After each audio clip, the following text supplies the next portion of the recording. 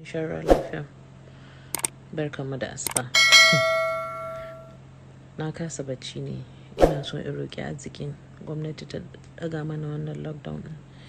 Don girman Allah baba kai ya ƙara mana wani subscription. Don Allah. Wallahi mun gode ya isa haka nan. Amma mu mishi alƙawarin za mu yi abiding by rules ɗin da ake bi na gyara na wannan ɗaukan matakai na COVID-19. Symptoms ɗin are things wanda people have been suffering a kansu. Ba sabon abu bane wannan. Sannan NCDC tana discharging mutane da yawa kusan kullum. Yau ina ganin wajen almost mutum kusan 1,000 aka yi discharging, kenan akwai maganin nan. To a taimake mu a gaya mana meye maganin shi. Sai a ɗan sake mu je duk mu nemi magungunan mu aje.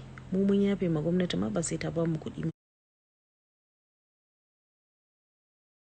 je mun siya ba. Tunda dai kuɗin nan ko an raba su ba su zuwa kanmu. Baba gonar da mai noman damuna shi kenan yanzu wannan shekarar noman ma yana neman ya gagara. Akwai damuwa fa. Sannan yunwa wallahi ana yunwa. Baba talakawa muna jin jiki wallahi. Wallahi. COVID-19 is a war.